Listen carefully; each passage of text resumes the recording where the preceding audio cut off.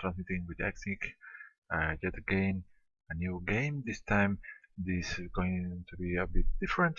I want to try some sort of sealed experience here. The idea is to buy a bunch of boosters and try to form a deck out of the cards that we receive.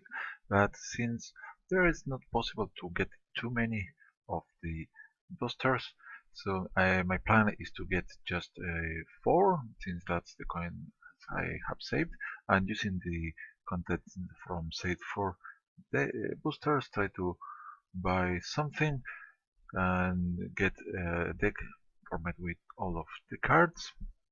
Automatically open, back to the store. We are going to repeat here, and this will give us at least, well, 6 times 4, 24 new cards, and we are going to make a deck. So the gameplay on this video is going to be quite short, and most of the time it's going to be about building the deck and giving my opinion of some of the new cards that I probably don't know, so I'm going to be seeing from the very first time possibly.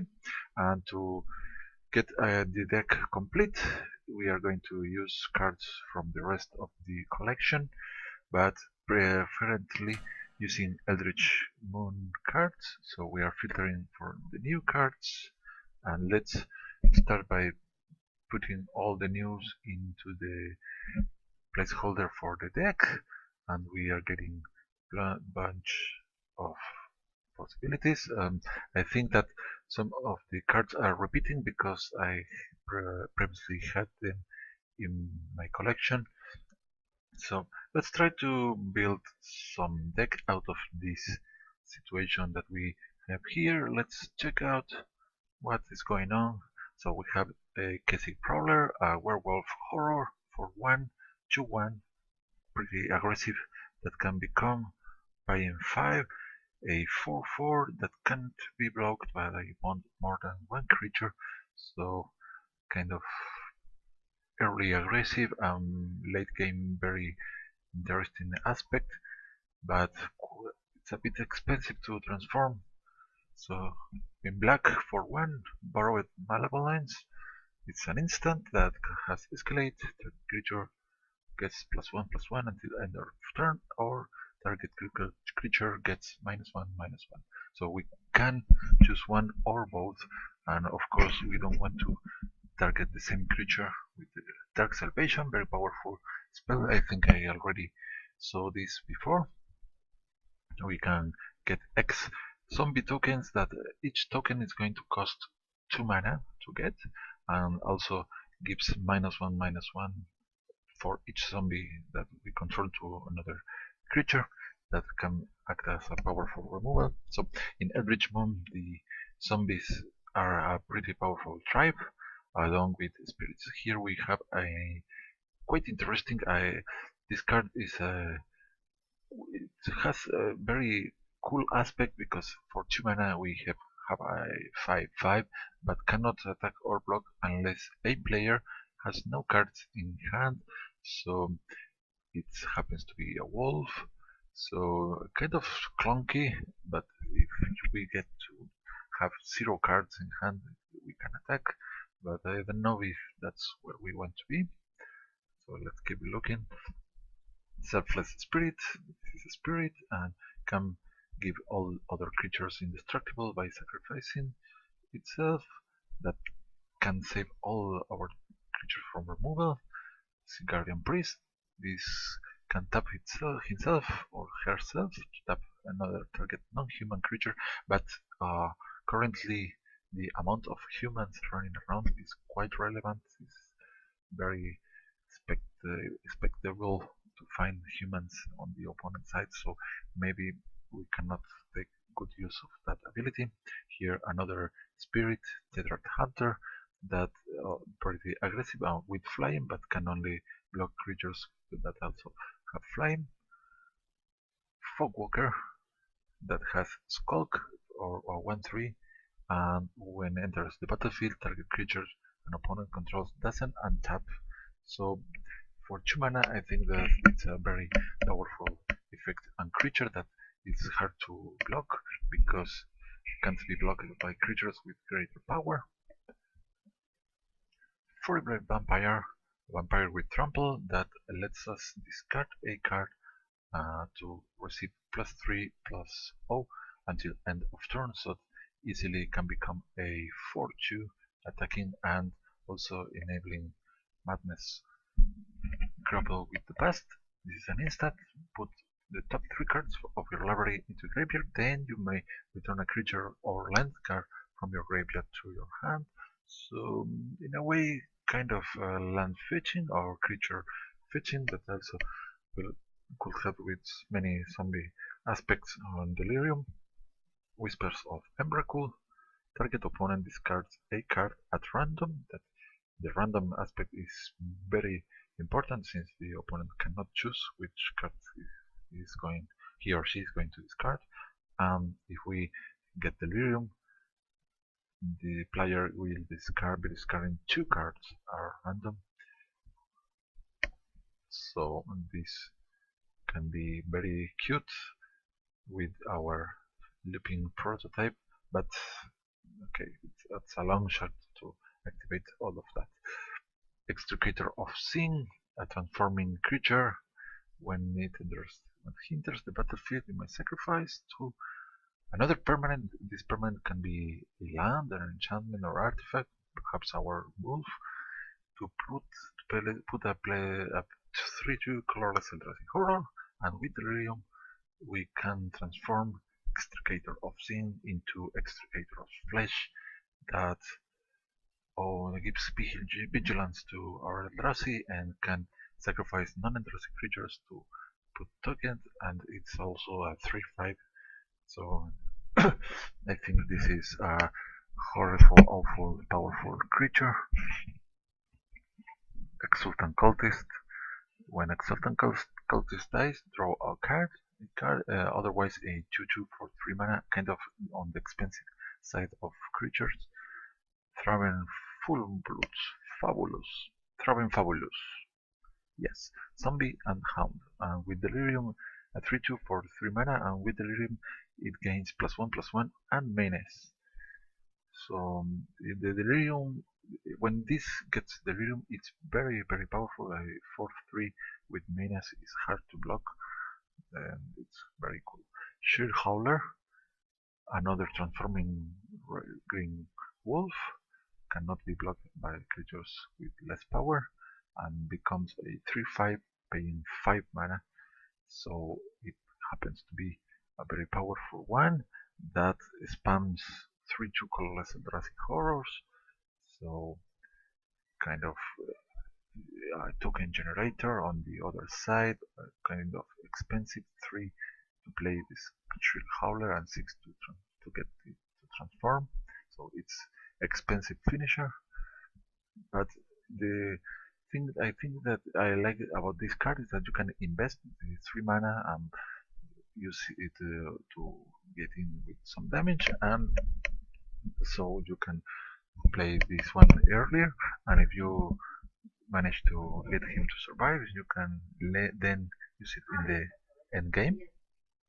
Here we have Boon of Emrakul, an enchantment that grants +3/-3, so a kind of soft removal for some opposing creatures. Also could potentially boost one of the most powerful monsters out there.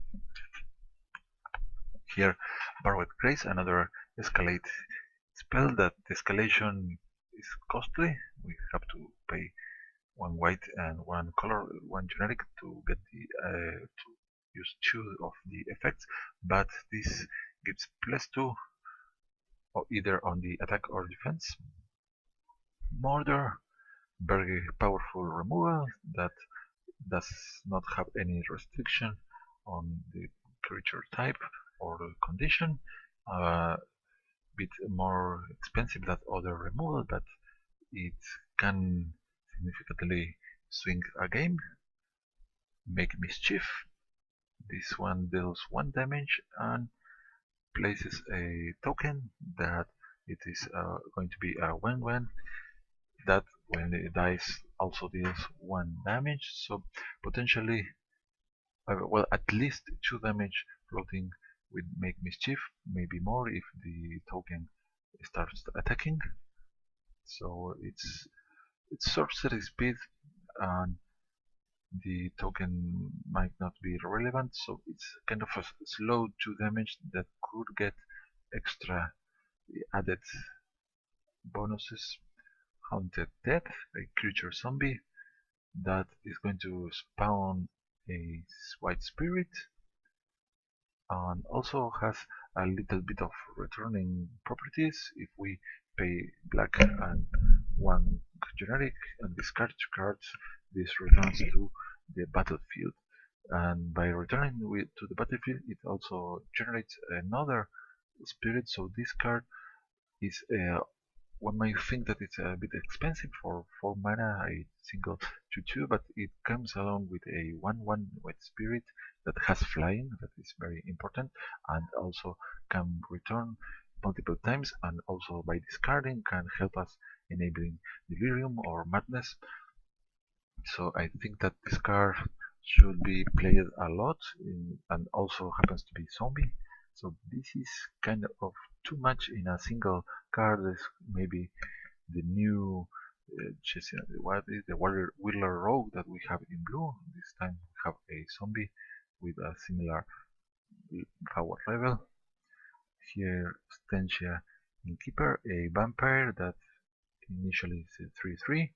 When Stentia Innkeeper enters the battlefield, tap target land an opponent controls, and that land doesn't untap during its controller's next untap step.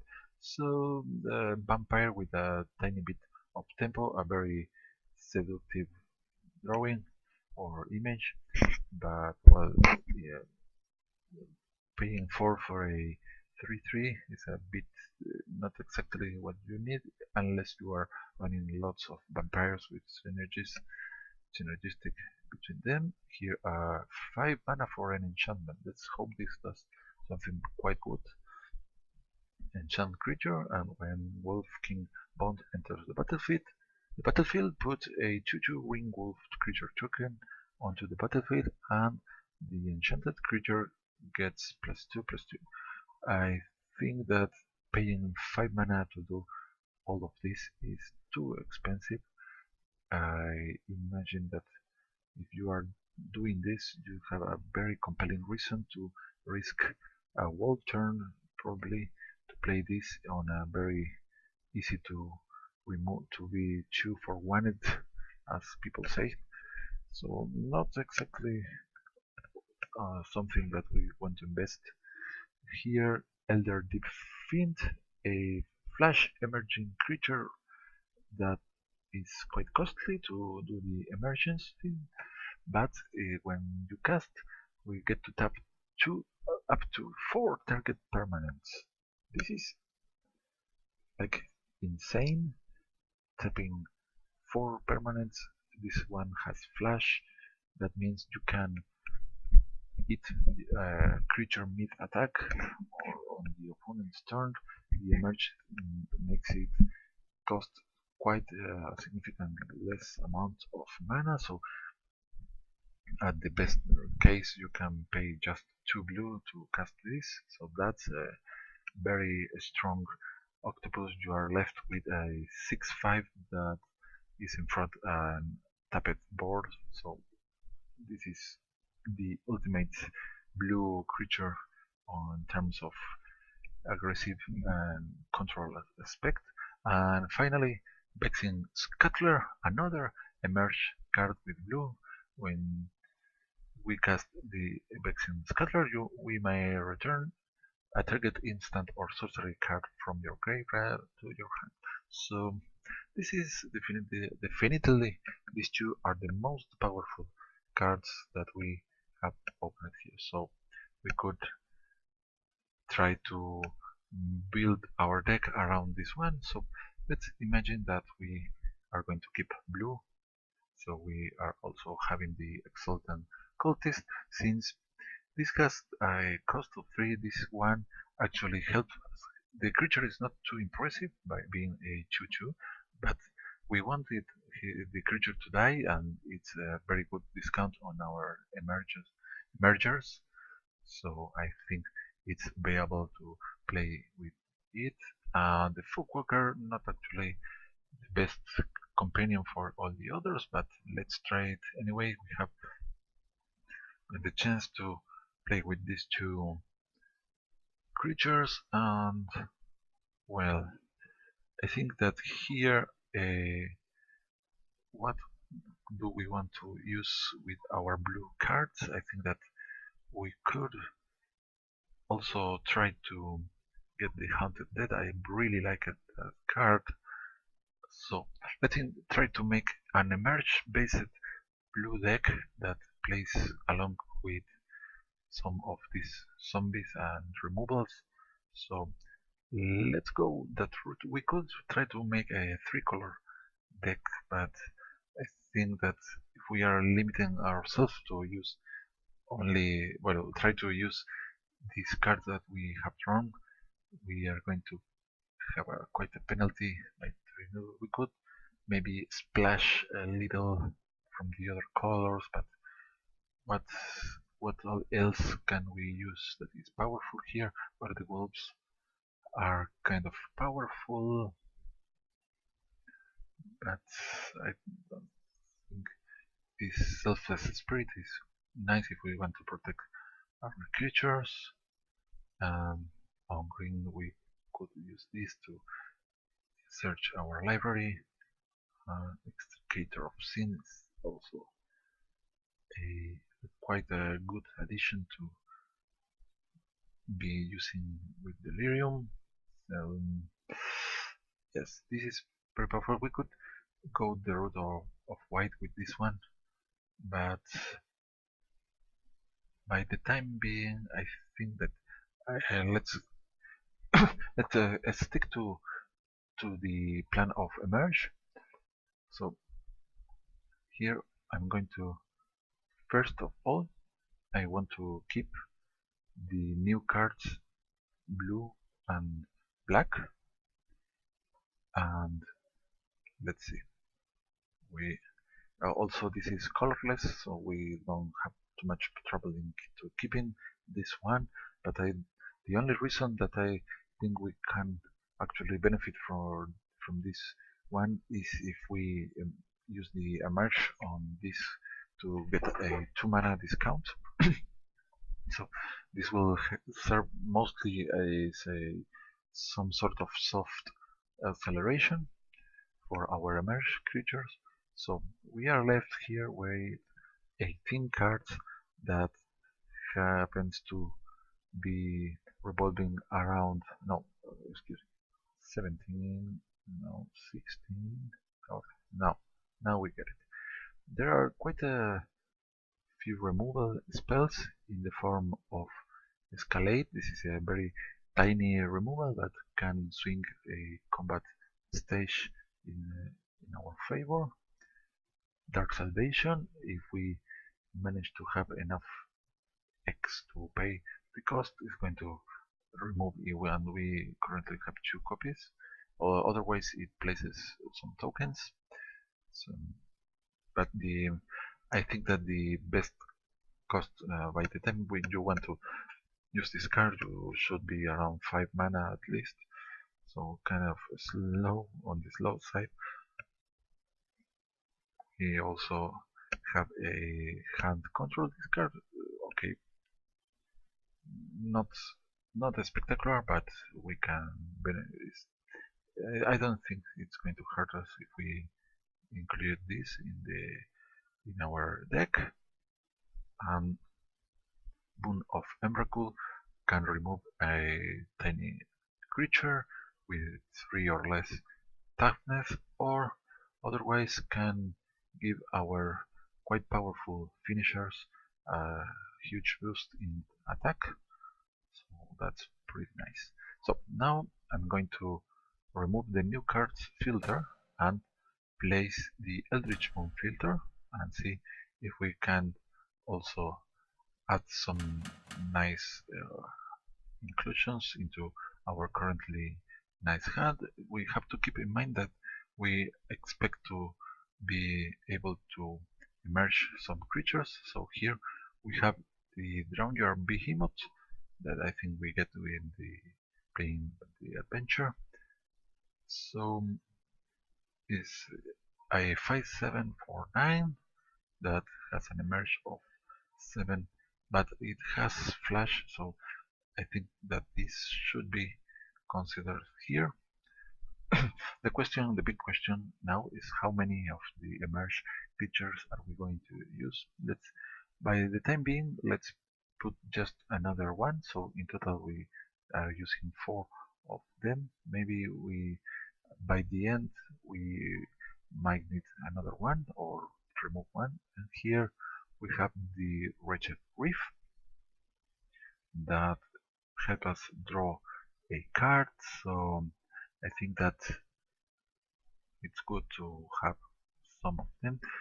One interesting aspect of the emerge mechanic is that we can chain all of these these costly creatures one into the other, since we can emerge this initially and then it's going to discount 7 from the next emerge and so on. So it's kind of nice to chain, but we have to start the chain at some point. Now let's see what nice zombies do we have here. Yes, it is very powerful. If our deck were all about zombies, this one could be quite good. So let's maybe include this.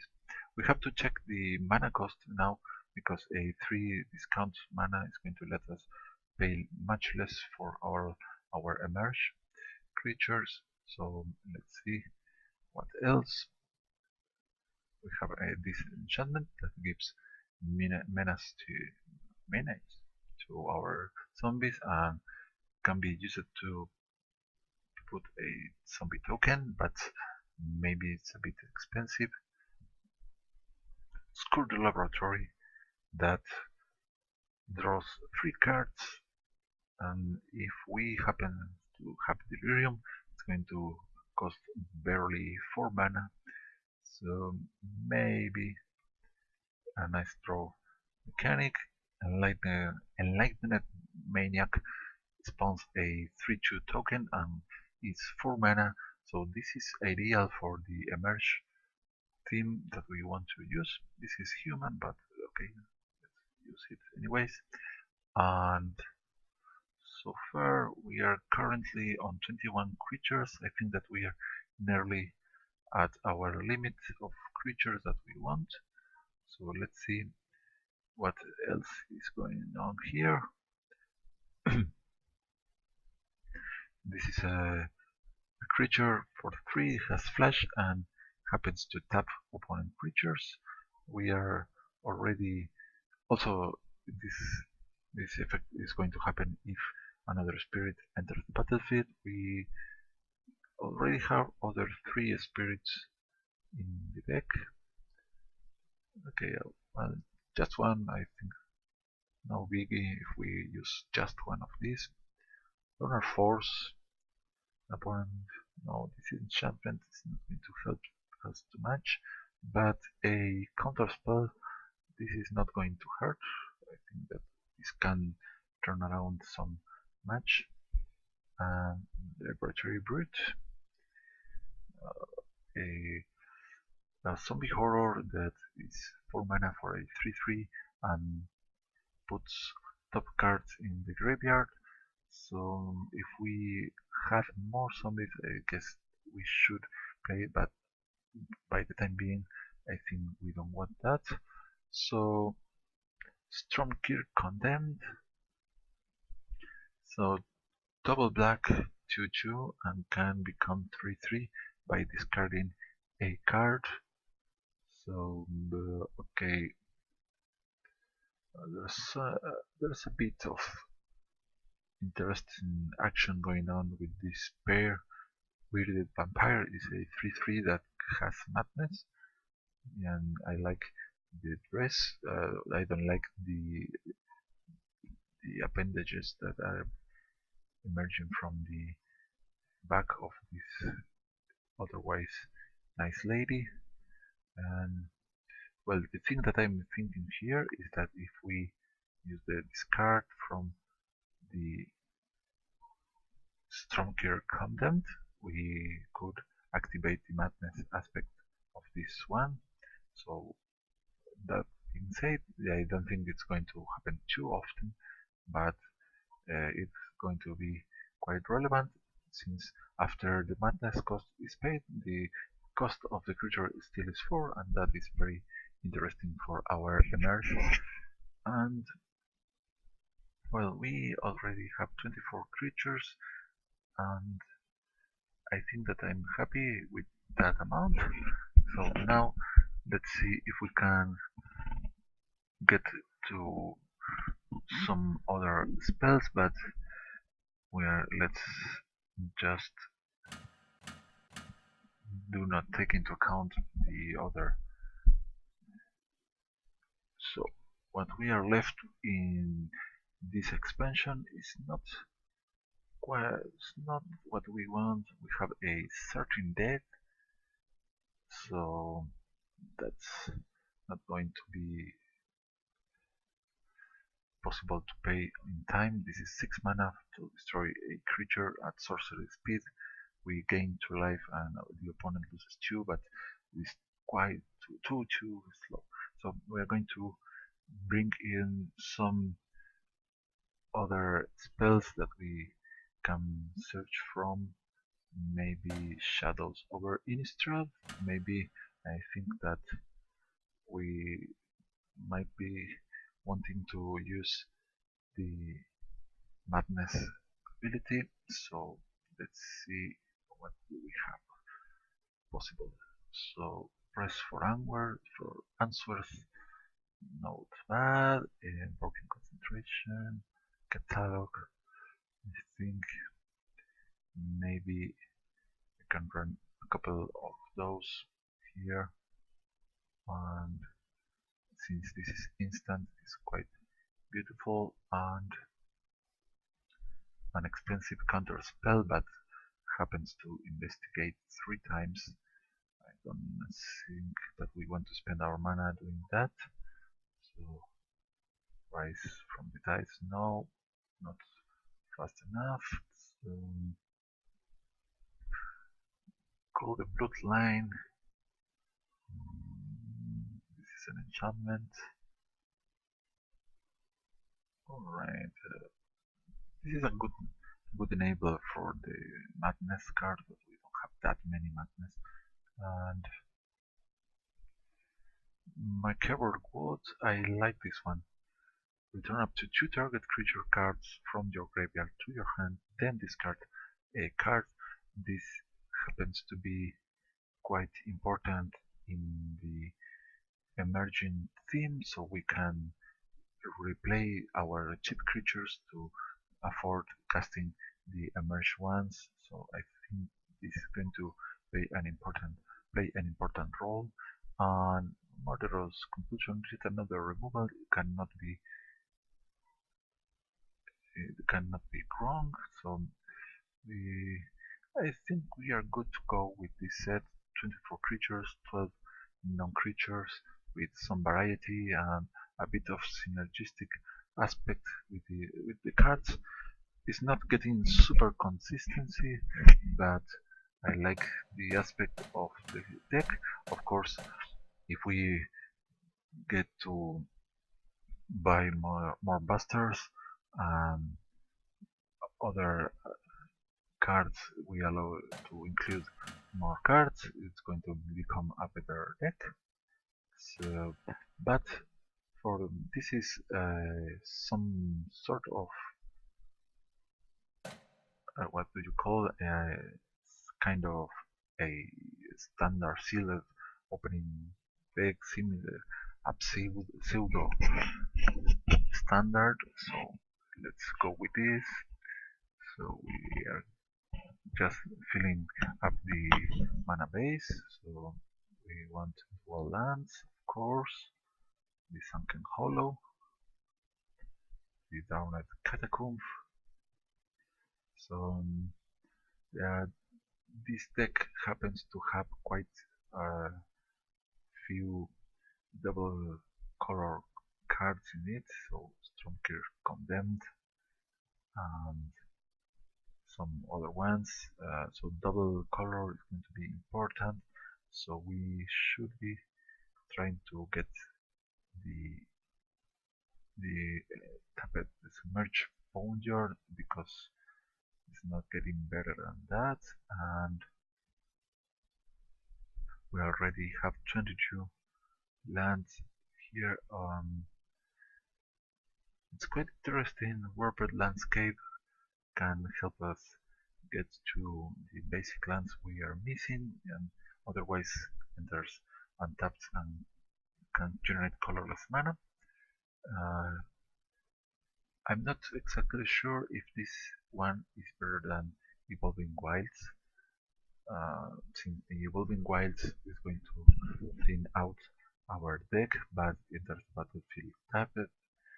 So which one could be better? Let's do like this. Let's go ahead with this current version of this deck, and we might try it one or two times depending on how long does it takes to play, and then we can rethink about those cards and okay, an appropriate background theme for our deck that is going to be called Sealed Eldritch. Alright, let's go ahead and test this one against some players. So we received a full control stars, no speed, a little bit of strength, and quite a 1.5 star on synergy. So at least on the control aspect of the deck we should be good. So according to that score we are going to lose against the aggressive decks. So let's see what happens. I think that maybe we should have added some planeswalkers such as Onyxelis or Jace, or even Liliana. Liliana could be great with Madness. Speaking of which, sooner or later I have to make a Black Madness deck with which is Liliana. So we have a quite a nice opening hand. So we are going to keep this one. We have black and blue already available on turn 2. We have a 2 and a 3 drop and 3 lands. So it's hard with our deck is going to be hard to get a better opening hand than this one, and if we kill the Exultant Cultist we get to draw a card. Alright, so now Island, and well, the Folkwalker actually does not much if we play it at this point. We miss the trigger of tapping an opponent creature, but I like to have some board presence on turn 2. Next turn we are going to follow up with the Exultant Cultist, and also there's a tiny bit of the misleading aspect of our deck, so playing this spirit card might make our opponent think that we are trying to go with the spirits, but we are playing black, so I don't know if we are fooling anyone with that. So let's go and keep developing our board, and if we draw into another land, this one is a wonderful play because we have 2 new creatures by paying 4, and this one is going to get a discount of 4 into our emerging creatures. So here our opponent is playing a slow elf that is not going to be using the block because it ramps for mana of any color. So we have drawn into a tapped land, and we have enough mana to pay for the Wretched Grief. So let's go ahead and first of all we're going to swing for a total of 3 damage, and I hardly doubt that our opponent is willing to block here. A tiny bit of risk, so cool, interesting. So the opponent chose to block.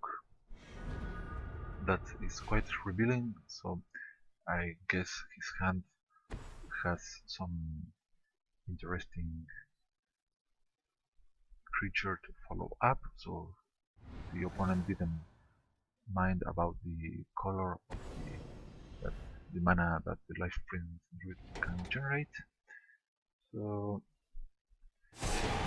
since there's nothing better for us to do, we are going to activate the landscape just because it does not as nothing no good to have that play. So now we are on 4, and this what okay, this does not have delirium yet, so not point into playing just now. So we are going to keep this one back a little bit more, and this turn we can play the Enlightened Maniac. So we drop our land. This is too tempting, but no, let's be patient and do the good play here. So the opponent has quite a lot of mana. He has been ramping, and it's possible that he is able to remove all our creatures. Embermaw Hellion is going to stop our attackers except for the Fogwalker that has Skulk and cannot be blocked. So, oh, look at this. We have the Lupine prototype that, since it is an artifact, it's another card type in our graveyard for the Delirium cards. So we should save this for the surprise attack near the end. And this one is flash. So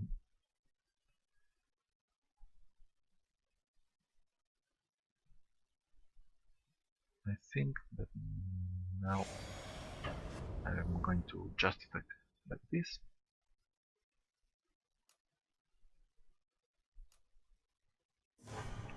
And keep our mana as it is. Okay, 2.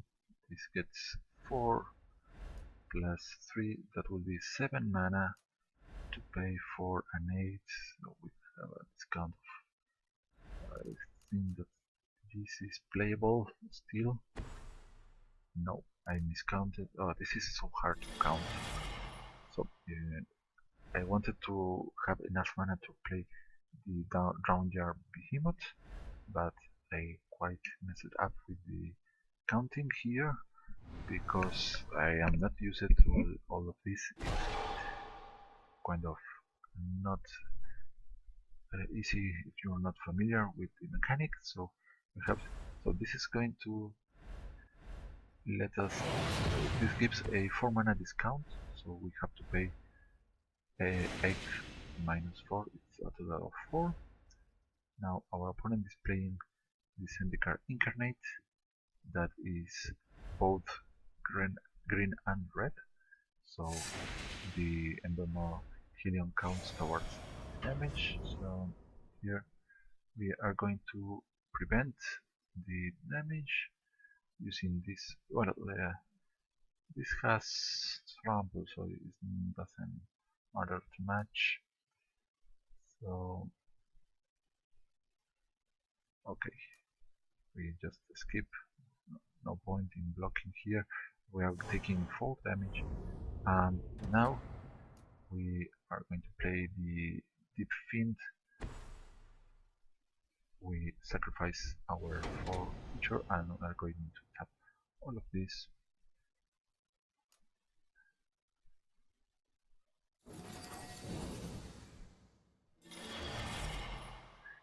and we have quite some blockers ready on even on Dark Salvation we have, so we could have a total of 2 zombies with this play. So maybe we can start building to get more of those. Let's just swing now.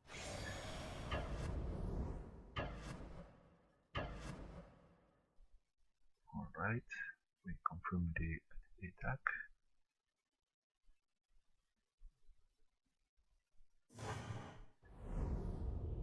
So we have 5 mana available, and let's try to count properly this time. This is an 8 mana discount if we sacrifice it to play one of these two, but I think that now I want to ambush the opponent, and also we are threatening with a counter spell here, so let's use the scary stop timer when he plays something, so he thinks we have a counter spell that we currently do not, but he doesn't know.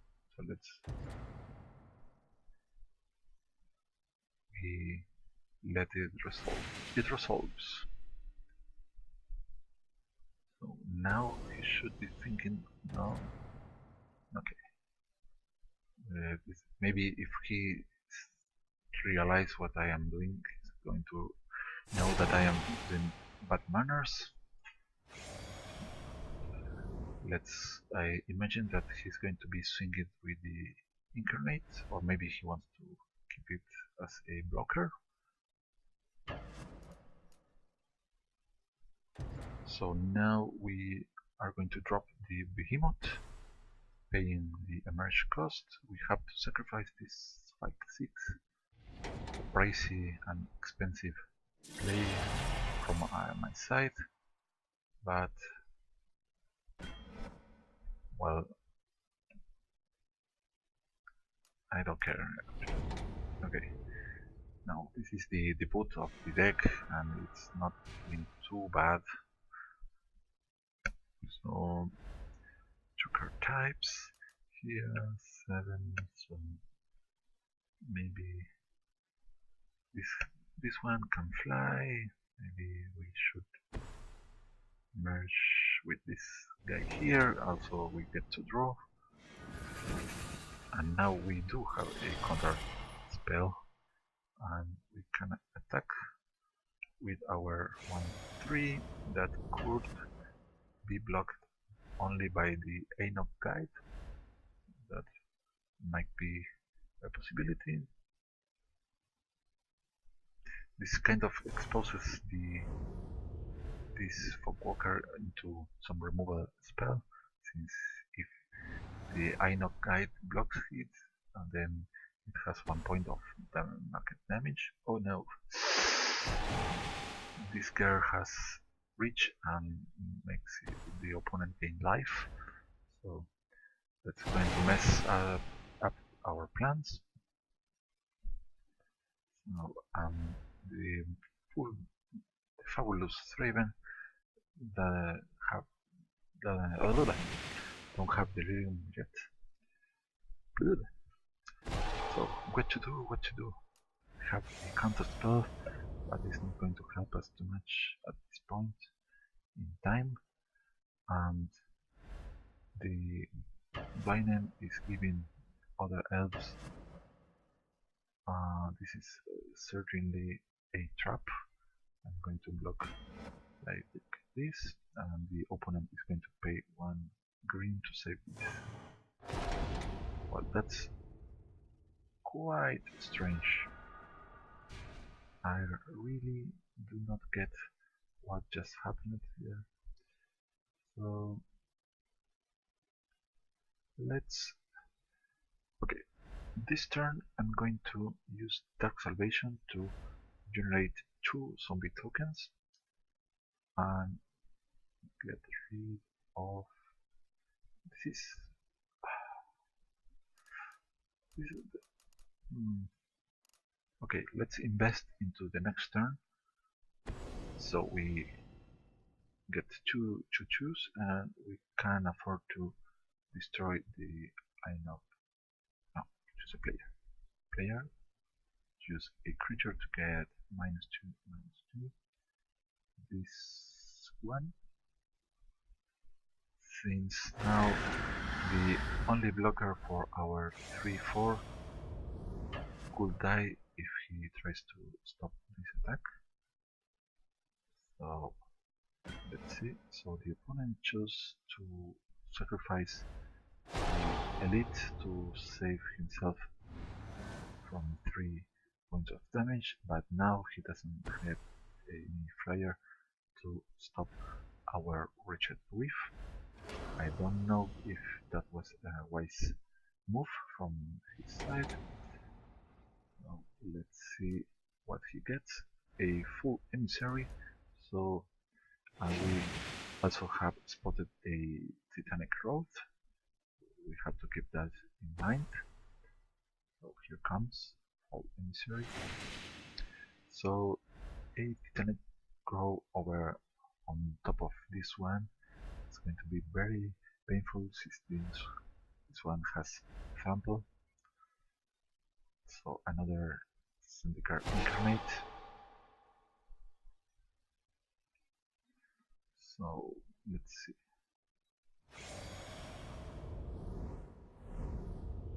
So,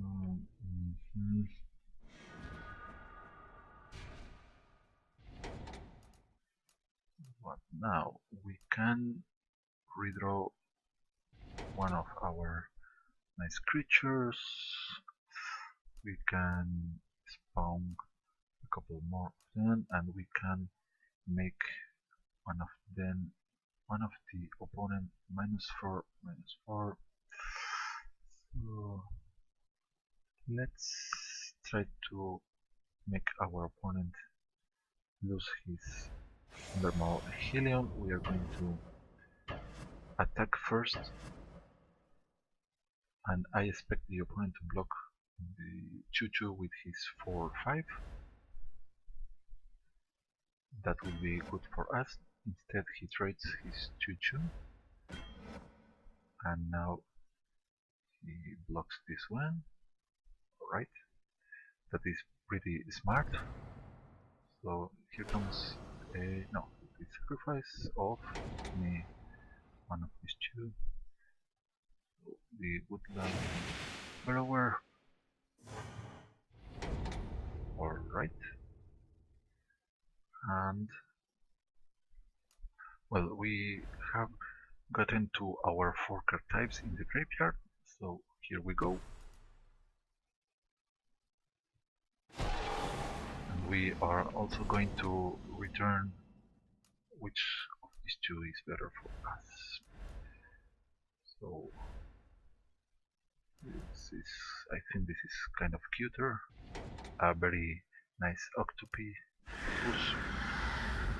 So let's pass and hope that our opponent doesn't have 3 or 4 titanic growth on his Endermaw Helion that could one turn KO. Well, ouch! Gaia's Revenge. That's going to be painful. So this is problematic, but let's see. Okay, just in case, doing this, we are merely preventing 2 points of damage. No, 3. So just a bit paranoid, just in case. Alright, another evolutionary leap. No, it was a regret. So unless our opponent has some fog or some way to prevent this one from attacking, he's down 4, so let's try to go ahead and swing for the victory. 3 on the air. Bam! Well, it could happen. A fog can happen. So, the debut of the deck performed quite nicely. I think that I could have done some moves on a swifter way, but the opponent helped us a bit by doing suboptimal plays. Let's go ahead again, and I repeat, since our deck got a lot of control cards, we cannot defeat a very aggressive one. So let's see if we are lucky to face a proper opponent to us. Well, we also get to see some of the cool new Eldritch Moon cards. The Emerge mechanic is quite interesting because you can invest mana on, on weak creatures that you actually don't care too much, and you get to use his mana cost to do something much better later on. So that's kind of a very strategic game. Of course, it has some risks involved because if your creature, your initial creatures get removed, you lose everything and cannot play the large ones. So that's the hard part, the choice making difficult of part of the deck. So we are facing a level 10 opponent that I guess is going to be bringing on red and green again. So this time we don't have the black that we want, but we have two drops. The Vexing Scuttler eventually is going to appear over there. So not this one is not going to swing anytime soon, and this card points towards a landfall deck that is going to ramp quite fast and gain tons and tons of life. Let's hope that our opponent don't get out of hand too soon for us. We do not currently have answers, so this is. I like to see this card because that means that the deck of our opponent is not good. This is a terrible wolf. It's a 2/2 for 2 that will gain +1/+1 if the opponent ever happens to get some other wolves like this one. So now so this one is not going to help us much now. So we just swing for 2 in the air. The race has started, but the opponent can't very quickly gain more life. So let's start dropping our stuff. So a 2 mana 5/5. That's quite interesting. What would you do with this card? Let me know if you want. Drop a comment on the video. This is a very interesting card because you have to kind of make the deck around this strange mechanic. You can try to make your opponent discard his hand. For instance, if you get Liliana Bess, turn it into a Planeswalker, you can force the discarding of opponent's hand. So here comes 2 damage against us. So what do we want? Of course a land. Otherwise maybe we should start using Dark Salvation. Yes, land. So now the Maniac is going to be very helpful, and if it survives next turn we have the Vexing Scuttler. So now we get to attack for 2. Also, by combining these two, we could destroy this wolf. That might be a good idea, just in case our opponent gets to play the other wolf, Timberpack wolf. But I think that we have to start being quite aggressive here. So out of the deal, we get a 0-2 next to a 3-2. Sorry. So let's see what happens next. Let's hope that our 4 mana investment is enough. So here it seems to be a just green landfall with the Tireless Tracker, the most powerful creature in green, currently attacking us. So here I'm going to get rid of the 2-2. I don't want these to become large if our opponent ever gets to play another one. Good.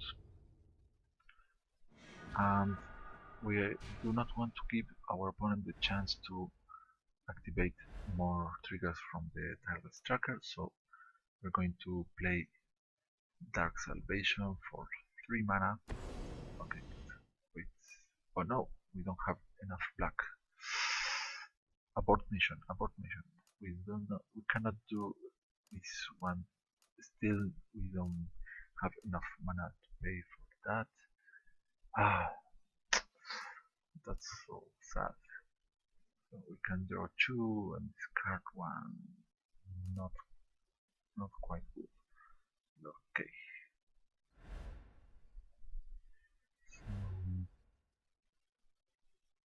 this one. Right. Let's just kill the. Finish this one. Alright. Let's go. What are we going to do?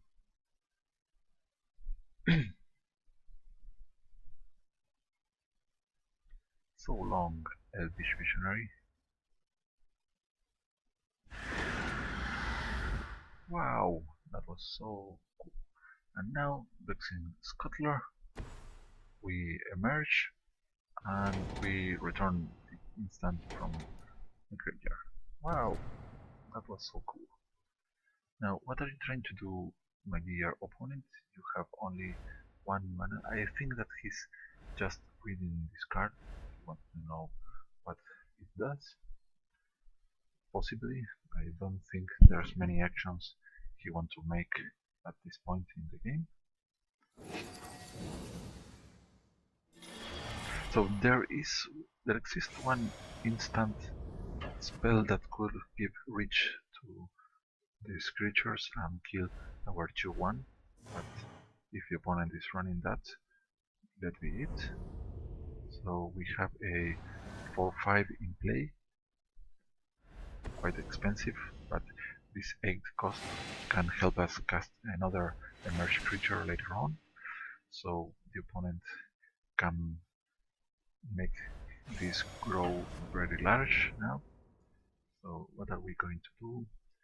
This can become a 5-4. Yes, let's do it like this. Of course, also a lot of pump spells over here. We get the short end of the stick because the opponent gets to draw 2 times. No white sides instead, so yeah. Well, kind of expected, but too bad we didn't get to remove the Tireless Tracker from the game, but all that could have gone into our face. So here we are still quite short on mana.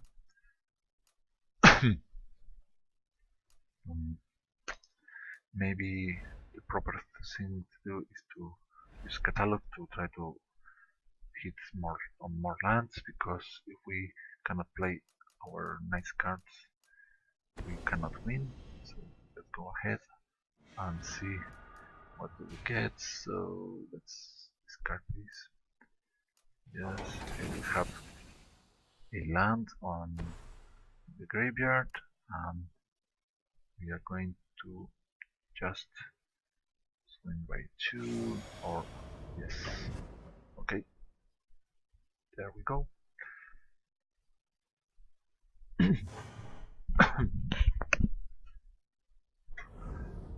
Soon we can use these spells together, so let's hope we don't lose before that happens. This tireless tracker is going to tracker. It's going to finish off. It's going to, Ocha man, Ocha. So it's gaining life, it's gaining clues, so he can draw more cards. He's making this grow larger and larger. The best card to get for us is murder. If card number 46. If you are murder, please come quick to save us. Hurry up. We need you. We have to kill this one. We cannot defeat the opponent. No. Already a 6-5 and we have no blockers. The Lupine prototype cannot block. So Primal Bellow, this is a 12-11. So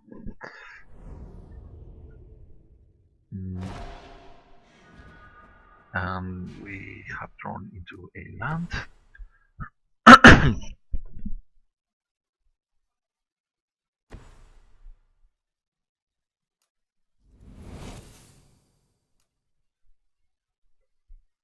Alright. We're going to keep our blockers on 9, because it's quite possible for our opponent to have the combat occurring between these two. Another landfall trigger, opponent gains 2 life, a clue token is generated, and here comes the bladed crusher that has trample and hexproof, and it's going to be a pain for us to get rid of. Now, why can't not? Oh, this also can't block. So what now? Okay, let's go with a 3-2. Alright.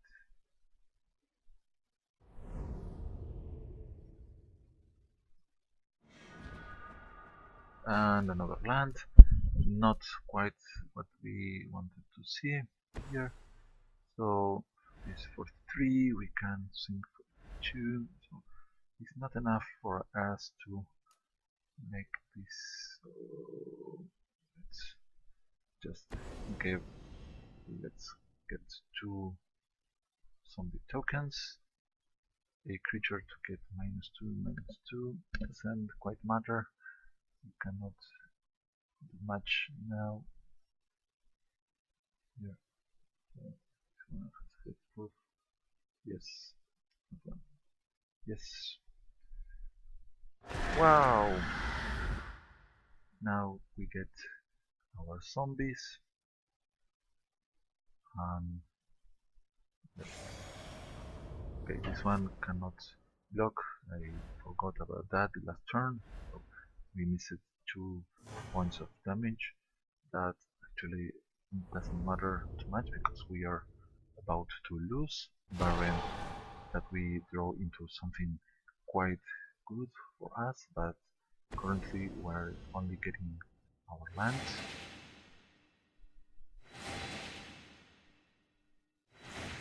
So this is growing even larger, and here comes Grim Warden of Nebraska to draw a primal bellow over the plated crusher, and there is no choice for us. We merely receiving the plated crusher attack is enough to kill us already.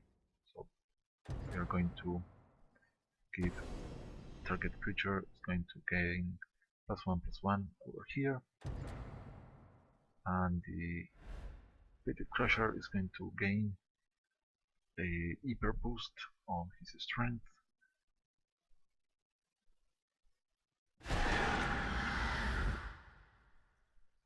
So we are going to send all the blockers together. This is blocks 10 total damage. We have 5 life points. Not much else we can do here. I'm surprised that the opponent didn't want to attack with the Tireless Tracker. Primal Bellow, and this is for 8, so 15, so exactly 5 points of damage pass through, and we are gone. So defeated. So I hope you have enjoyed this game. This last one was interesting. I think that we got 2 mana, too many land cards, too much mana that we could not put to good use by the end. And of course we have some answers that we could have used in that situation. Of course, imagine against the Tireless Tracker, we if we can set up the nice Dark Salvation, or maybe of course the Murderous Compulsion, or what else, Boon of Emrakul, Murder, and so on and so on. But okay, we didn't get to those. So this deck has quite a potential, and I think that sooner or later I'm going to retake this one and improve this and make this a bit faster to get sooner to our end game cards. And well, the idea of emerge is quite powerful. Of course, you have to make the setup for it to happen. That's the hard part, but there are some nice targets for activating with the emerge mechanic. For instance, any creature that has an effect when it dies, it's going to be nice. This one has been made just for that effect. This is a single 1/1 for 3 mana, but it asking to be sacrificed to pay for an Eldrazi Eldritch Moon creature, etc. etc. And we also can combo with Umberwand Observer. This card is very strong. It's a 6/6 on the expensive side of green creatures, but green doesn't care about the expensive creatures, so 6 mana is nothing for green, and this grants draw whenever a creature that we control dies that happens to have toughness 4 or greater.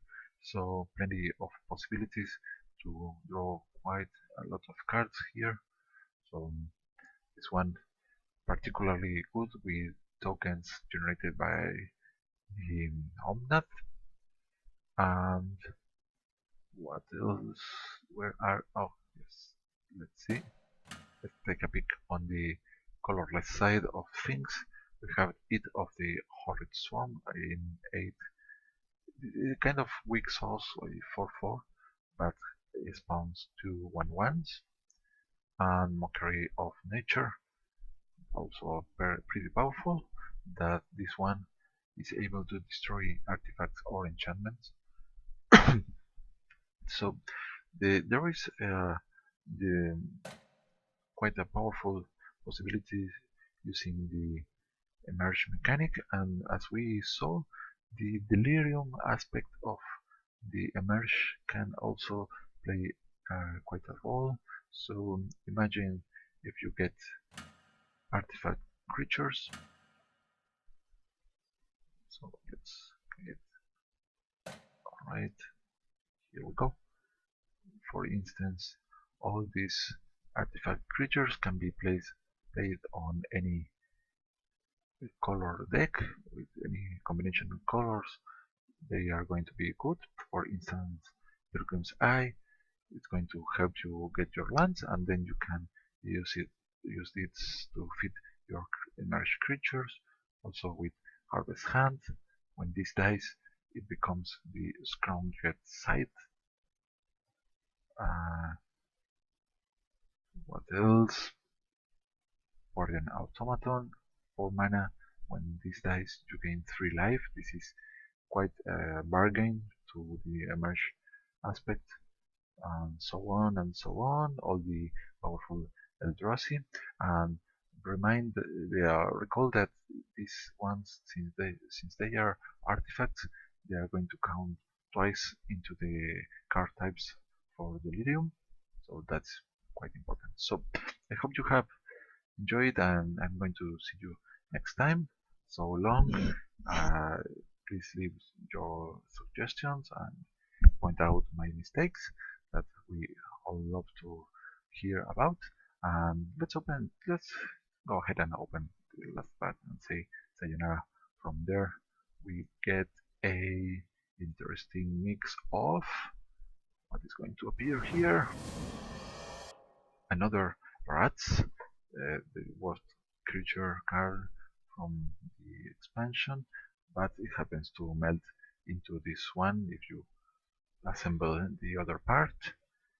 And another one of these two already got into the boosters before. And Lashwit Lurker, wow! This combines green and blue to emerge, and well, it's a 5/4, and you can put target non-land permanent. So this can stop some planeswalkers and enchantments and some sorts of things that you don't want to have on the battlefield, at least for turn. And Grizzled Angler, a human that lets you put cards from your library into graveyard and transforms into a Grizzly Anglerfish that can force the opponent creatures to attack. I don't think that can be too wise most of the time, unless you have some good reason to pay 6 mana to force that situation. And finally, the Dwarf Infiltrator. This okay, Barf Infiltrator. I'm going to call this the Barf Infiltrator. That is just crows. Look at what is this in the hand. I don't know. Skulk, 1/1 for 2 mana. Whenever Dwarf Infiltrator deals combat damage to a player, you may draw, and if you do, discard a card. That's quite supreme to activate all your madness cards. And whenever you discard a creature card, you may pay 2, and if you do, you get to play a 3/2 colorless Eldrazi horror creature token. So this one is quite a threat that can spam lots and lots of tokens by the cost of discarding. That can also be a benefit if you have madness cards, so this is quite dangerous for your opponent. So also the discarding is optional, so you are not forced to use that. So very important card, and well, sayonara and see you soon.